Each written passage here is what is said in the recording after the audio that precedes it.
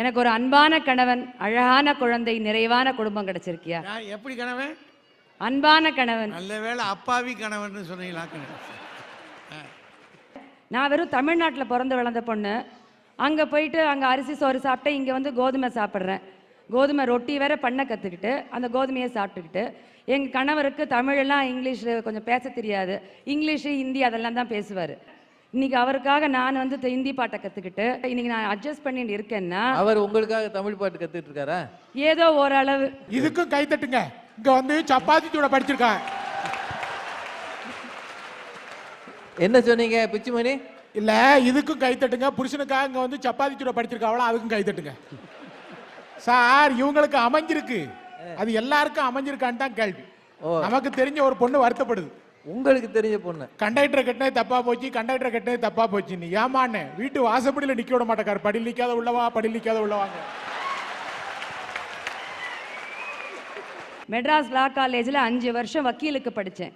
அதுக்கப்புறம் 3 வருஷம் ஹைகோர்ட்டில் ப்ராக்டிஸ் பண்ணிவிட்டு அதெல்லாம் விட்டுட்டு எங்கள் கணவன்கிட்ட இங்கே வந்தாக்கா அவர் முதல் நாள் என்ன சொன்னார், உனக்கு கேரியர் முக்கியம், உனக்கு வக்கீல் தொழில் தான் முக்கியம் அப்படின்னு சொன்னால் நீ குடும்பத்தை மறந்துடு அப்படின்னு சொன்னார். ஆனால் என்னுடைய அம்மா எனக்கு சொல்லி தந்த பாடம் அது இல்லை.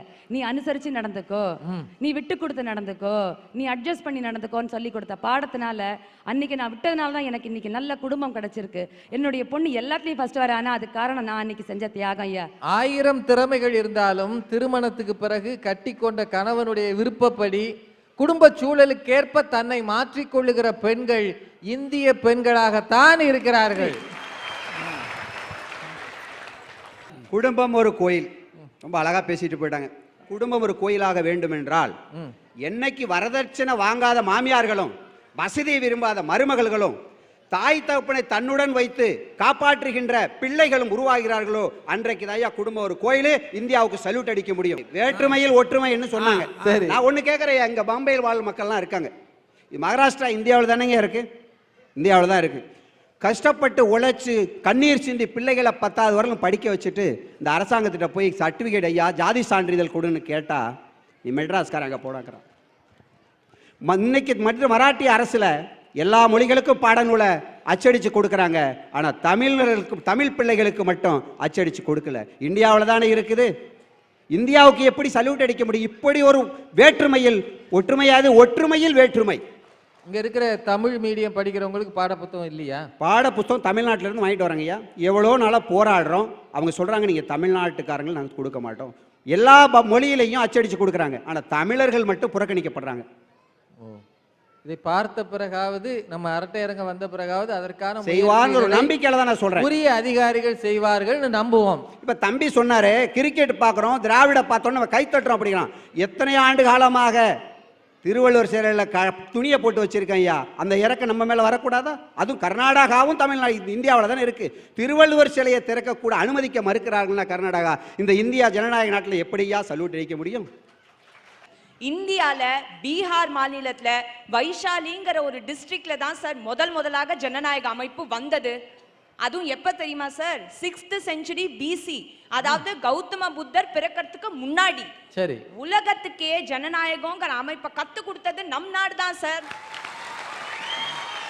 இப்ப வந்து ரீசெண்டா நடந்த ஜெசிகா லால் கேஸும் பிரியதர்ஷினி மட்டு கேஸும் உங்க எல்லாருக்குமே தெரிஞ்சிருக்கும் சார். அப்ப வந்து அவ 2 அந்த குற்றவாளிகளையுமே நிரபராதின்னு சொல்லி கீழ்கோர்ட்ல விடுதலை பண்ணிட்டாங்க சார். அப்ப வந்து வயர் அப்படியே பத்திக்கிட்டு எரிஞ்சது அந்த நியூஸை கேட்கும் போதே. அப்பதான் சார் நம்ம ஜனநாயகம் எழுந்தது. எத்தனையோ SMS, எத்தனையோ போராட்டங்கள், கேண்டில் லைட் மார்ச்னாங்க, வீடியோ, இமெயில், லெட்டர், அது இதுன்னு சொல்லி ஒரு அரசியல்வாதியோட மகனா இருந்தும் கூட, ஒரு IPS அதிகாரியோட மகனா இருந்தும் கூட செஞ்ச குற்றத்துக்கு அவ இப்ப தண்டனை அனுபவிச்சுட்டு தான் சார் இருக்காங்க. இந்திய ஜனநாயகத்துக்கு ஓட்டு மட்டும் போட தெரியாது சார், கோர்ட்டுக்கும் போக தெரியும். இப்போ வெளிநாட்டுல எல்லாம் பாத்தீங்கன்னா விட்டு கொடுத்தல் அப்படிங்கிறது கணவன் மனைவிக்கிடையே இல்லை. நாங்க கேள்விப்பட்டேன் 2 பேருக்குமே தனித்தனி பேங்க் அக்கௌண்ட் தானா. இன்னொன்னு சில பேங்க்ல மதர்ஸ் நேம் தான் கேட்பாங்களாம் மற்ற டீடைல்ஸோட. ஏன்னா அப்பாவை பத்தி அங்க தெரியாது. ஆனா இங்க இந்தியால கணவன் மனைவிக்கு அடித்தளமா இருக்கிறது என்ன?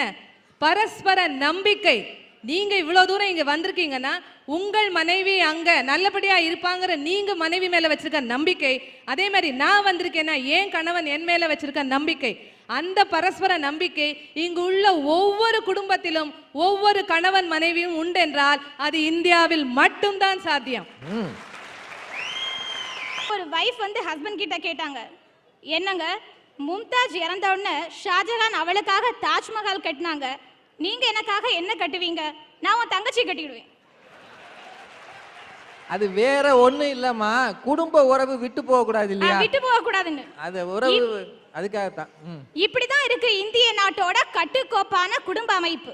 கட்டுக்கோப்பான குடும்ப அமைப்பை உருவாக்குனவங்க பொருளாதாரத்திலையும் ஏற்றத்தாழ்வு இல்லாத, சமுதாயத்திலையும் ஏழை பணக்காரங்கிற வித்தியாசம் இல்லாத ஒரு சமதர்ம அமைப்பை கொடுத்திருந்தா நிச்சயமா சல்யூட் அடிச்சிருக்கலாம். சரி.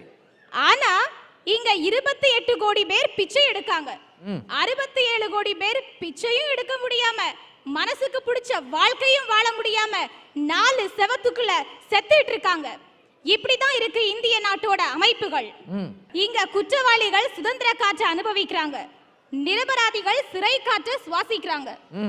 சட்டம் ஒரு சிலந்தி வல மாதிரி.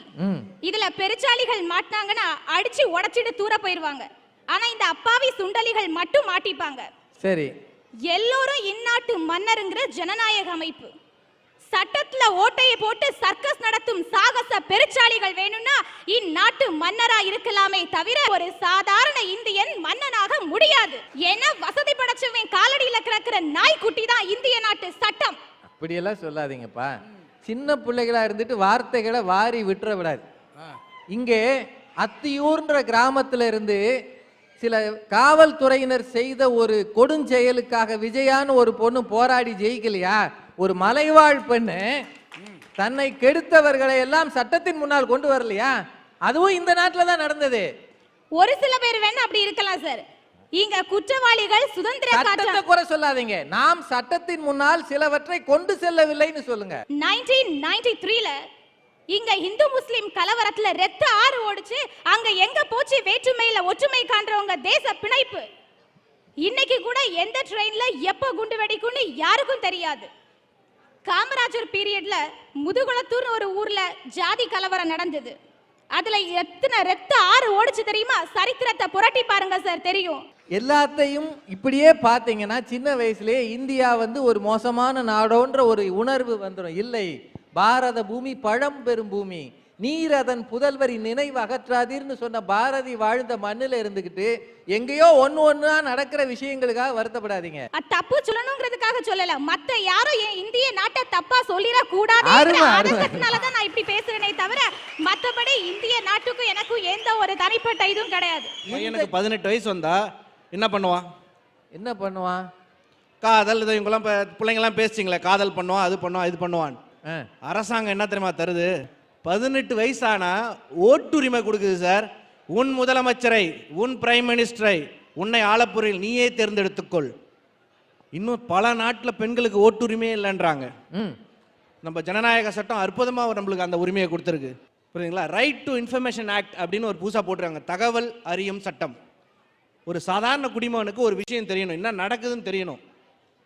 ஒரு வெள்ளை பேப்பரில் எழுதி போட்டான்னா அந்த அரசு ஊழியரோ இல்லை அந்த அது சம்மந்தப்பட்டவங்களோ அந்த இன்ஃபர்மேஷனை அவங்களுக்கு தந்தாகணும். அது தர்றது நம்ம ஜனநாயக நாடு தான். இன்னும் 10-15 வருஷத்துக்குள்ள 2 நாடு வல்லரசு ஆகிடும்னு சொல்கிறாங்க. உலக அளவில் பேசிகிட்டு இருக்காங்க. ஒன்று சைனா, இன்னொன்று இந்தியா. நோபல் பரிசு பெற்ற ஒரு பொருளாதார மாதிரி அமெரிக்காவில் இருக்காரு. சைனா தான் முதல் முன்னேறும், ஆனால் இந்தியா ஓவர்டேக் பண்ணிடும்ன்றார். ஏன் அப்படின்னா அவர் சொன்ன ஒரே காரணம், இந்திய ஜனநாயக நாடு, அதனால அவர் ஸ்பீடா முன்னேறதுக்கான வாய்ப்புகள் அதிகமா இருக்கு. ஆக ஜனநாயகம் நன்றாக இருக்கிற இந்தியாவுக்கு சல்யூட் அடிக்கிறீங்க. கண்டிப்பா சார். வேக்கரி தின்னணும் எங்கி நின்ன குறுக்கு முறியணும் குருமா, பட்டினி மாறணும் எங்கி நீ உழைச்சு விளைச்சணும் குருமா. காட்டுல கிடக்கக்கூடிய காணிக்காரன் காட்டுவாசி பாடுறான், வேக்கரி வாய்க்கு நீ அரிசி சாப்பிடணும்னா நீ உழைக்கணும், உன் பட்டினி மாறணும்னா உன் பிள்ளைங்க நல்லா பிழைக்கணும்னா நீ உழைச்சு பிழைக்கணும். சரி. சூழ்நிலைக்கு ஏற்ப உழைக்க வேண்டும். எங்கேயும் எப்போதும் சந்தோஷம் என்று சூழ்நிலைக்கு ஏற்ப உழைக்கிறவன் முன்னேறுகிறான் சார். கன்னியாகுமரி மாவட்டத்தினுடைய காடுகள் நிறைந்த சோலையில் கடுவாய் புலிகள் கூட்டத்தில் விலங்குகளோடு கூட்டு சேர்ந்து வாழ்கிற ஒரு சமுதாயத்திலிருந்து வந்திருக்கேன் சார். எங்க கிராமத்தில் யாரும் படிக்க மாட்டாங்க, படிக்க போன்னு சொல்ல மாட்டாங்க, படிக்க வைக்கணும்னு ஆசைப்பட மாட்டாங்க. சரி. என்னுடைய கிராமத்துல இருந்து 18 கிலோமீட்டர் போய் தான் சார் நான் படிச்சேன். 10ஆம் வகுப்புல 4 பாடம் தோத்து போனேன். 4 வருஷம் தொடர்ந்து போராடி 10ஆம் வகுப்பு பாஸ் ஆனேன் சார். அதுக்கு பிறகு படித்தேன். +2ல நான் வந்து பள்ளிக்கூடத்திலேயே 2வது இடத்துல வெற்றி பெற்றேன். அருமை அருமை. நாகர்கோவில்ல வந்து ஸ்காட் கிறிஸ்டியன் காலேஜில் ஆங்கில இலக்கியம் படித்தேன் சார். BA முடித்தேன். என் சமுதாயத்தை திரும்பி பார்த்தேன். அவங்க அடிமைத்தனத்தில் இருக்கிறதுக்கு கல்வி குறைபாடு தான் காரணம் நான் புரிஞ்சுக்கிட்டேன். சரி. நான் வந்து தென்னிந்திய பழங்குடி மக்கள் மத்தியில் ஃபர்ஸ்ட் PhD ஹோல்டர். அருமை அருமை. ஆனா நான் அரசு வேலையை நான் எதிர்பார்க்கல சார். Very good. அரசாங்கம் எனக்கு வேலை கொடுக்க வேண்டாம். என் சமுதாயத்திலே படித்துவிட்டு வேலைக்காக காத்திருக்கிறார்களே அவர்களுக்கு வேலை தரட்டும். உங்கள் பிள்ளைகளுக்கு வேலை வாய்ப்பு வேண்டும், வேலை வாய்ப்பு வேண்டும், கல்விக்கான உதவி வேண்டும். இதையெல்லாம் வாங்கி தருவதற்காக முயற்சி செய்கிறீர்கள். உங்களது முயற்சிகள் இறைவன் அருளால் வாய்க்கட்டும். மற்ற நாடுகள்லாம் சுனாமி பாதிப்புனா அந்த மக்கள் என்ன நினைச்சாங்கன்னா எல்லா உதவியும் அரசாங்கம் செய்யணும் அப்படின்னு. ஆனால் இந்தியாவில் மட்டும்தான் சுனாமி பாதிச்சதுல நாகப்பட்டினம்ங்கிற ஒரு ஊர் இந்திய மேப்பில் எந்த இடத்துல இருக்குன்னு கூட தெரியாத ஒரு மும்பைக்காரரோ ஒரு குஜராத்துக்காரரோ ஒரு மத்திய பிரதேஷ்காரோ தன்னெறியாமல் உடனடியாக உதவி செஞ்சது.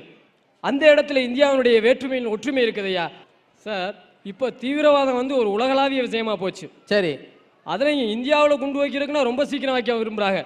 அதுலையும் குறிப்பாக மும்பையில் அவர்களுடைய ஒரே எண்ணம், இங்கே குண்டு வெடிச்சா இரு சமூகத்துக்கு இடையில பெரிய பிரச்சனை வரும், அதனால பொருளாதாரம் பாதிக்கப்படும், மும்பையுடைய பொருளாதாரம் பாதிக்கப்பட்டா இந்தியாவுடைய பொருளாதாரம் பாதிக்கப்படும், அவர்களுடைய வளர்ச்சியை தடுக்கலாம் அப்படின்னு.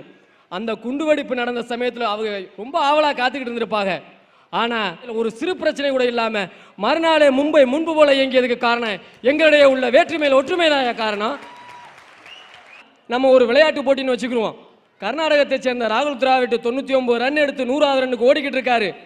அப்போ எதிர்நாட்டு வீரர் ஒரு பாலை எடுத்து எறிகிறாருன்னா நம்ம இங்கே உட்காந்துக்கிட்டு அவன் கர்நாடகத்துக்காரன் நமக்கு தண்ணி கொடுக்காதவன் செஞ்சுரி அடிக்கக்கூடாதுன்னு எந்த யாரும் இங்கே உள்ள யாரும் நினைக்க மாட்டாங்க. அவன் என் இந்தியன், அவன் செஞ்சுரி அடிச்சா என் நாடு வெற்றி பெறும் என்று தான் நினைப்பான் ஒழிஞ்சு அந்த இடத்துல யாரும் நம்ம நாட்டை விட்டு கொடுக்குறல மாநில பிரச்சனை அங்கே வராது. அந்த இடத்துல நம்முடைய வேற்றுமையுடைய ஒற்றுமை நிலைநிறுத்தப்படுது. நம்ம பழைய படம் பாரத விலாஸ்னு நடிகர் திலகம் சிவாஜி கணேசன் நடித்த படம் பார்த்துருப்பீங்க. ஆமாம். அது போன்ற பாரதி விலாசுகள் நிறையா பாரதி விலாசுகள் மும்பையில் இருக்கு. என் வீட்டுக்கு எதிரில் 2 மகாராஷ்டிரா குடும்பங்கள் இருக்கு. சரி. பக்கத்தில் ஒரு கர்நாடக குடும்பம் இருக்கு. என்னுடைய அடுத்த பக்கத்து வீட்டில் வடமாநிலத்தை சேர்ந்தவர் இருக்கிறார்கள். என் பின் வீட்டில் ஒரு கிறிஸ்துவ குடும்பம் இருக்கிறது. நான் 10 வருடமாக குடியிருக்கும் ஒரு குடும்பமே ஒரு இஸ்லாமிய குடும்பம், அவர்கள் கீழே இருக்கிறார்கள். ஐயா, உங்களுக்கெல்லாம் நீங்கள் தீபாவளி கொண்டாடினால் நீங்கள் மட்டும்தான் கொண்டாடுவீர்கள். நான் தீபாவளி நான் பொங்கல் கொண்டாடுகிறேன். என்னை சுற்றியுள்ள அனைத்து குடும்பங்களும் பொங்கல் கொண்டாடுகிறார்கள். எங்களுக்கு ஒரு வேற்றுமையும் இல்லை. ஐயப்பன் கோயிலுக்கு மாலை போட்டு நிறையா பேர் போகிறாங்க. அந்த ஐயப்பன் கோயிலுக்கு மேலே போகிறதுக்கு முன்னாடி அடியில் வாபர் சாமின்னு ஒரு கோயில் இருக்கு. வாபர் சாமி எந்த ஐயப்பன் கோயிலுக்கு போகிற யாருமே அதை சுற்றி அதை கும்பிட்டுட்டு தான் மேலே போகிறாங்க. அந்த ஐயப்பனை பற்றி அதிகமாக பாட்டு பாடினவர் இயேசுதாஸ்ங்கிற ஒரு கிறிஸ்துவர். இது மட்டும் இல்லையா, எங்கள் ஊருக்கு பக்கத்தில் இன்னொரு ஊர் கரிசல்பட்டி என்ற ஊர் இருக்கிறது. அங்கே இஸ்லாமிய மக்களும் இந்து மக்களும் சம அளவில் உள்ளார்கள். அந்த ஊரில் சந்தனக்கூடு என்ற இஸ்லாமிய பெருவிழா மிக பிரசித்தி பெற்றது அந்த ஏரியாவிலேயே. அங்கே நம்ம கோயில்களில் வடம் இழுப்போம்ல, அதுபோல் சந்தனக்கூடு என்ற அந்த திருவிழா. அந்த இஸ்லாமிய பெருமக்கள் சந்தனக்கூடு திருவிழாவில் முதலில் இந்து மக்கள் தான் வந்து கைவத்தியங்கள் இழுத்து விட வேண்டும், அதற்கு பிறகுதான் அவர்களே வந்து கை வைக்கிறார்கள். இந்த வேற்றுமையில் ஒற்றுமையை நீங்கள் எங்கும் பார்க்க முடியாது. இந்து சட்டம் சொல்கிறது ஒரு குடும்பம் என்பது 4 தலைமுறைகள் ஒன்றாய் இணைந்து வாழ்வது. ஆனா இன்னைக்கு நம்ம எத்தனை குடும்பத்துல ஒன்றாய் இருக்கிறோம் என்பதுதான் பிரச்சனை. சரி. ஒரு வீட்டுல 5 ஆண் குழந்தைகள் 5 பெண் குழந்தைகள் இருக்கிறார்கள். அந்த வீட்டை என்னைக்குமே பிரச்சனை வரல, வந்தாலும் அது மறைக்கப்படுது. ஆனால் என்னைக்கு ஒரு சகோதரனுடைய மனைவியோ ஒரு சகோதரியுடைய கணவனோ வெளியிலிருந்து வருகிறார்களோ அன்றைக்கு பிரச்சனை நமக்கு தெரியாமலே ஏற்படுகிறது என்பது உண்மை. அதே மாதிரி இன்னைக்கு எல்லா குடும்பத்திலையுமே நம்ம கல்யாணம், சடங்கு, திருமணம், காதணி விழா எல்லாம் ஒரு இன்பமான எதிர்பார்ப்பு. ஆனா அந்த குடும்பத்திலையும் கலவரம் பண்ற சொந்தக்காரர்கள் எத்தனை பேர்?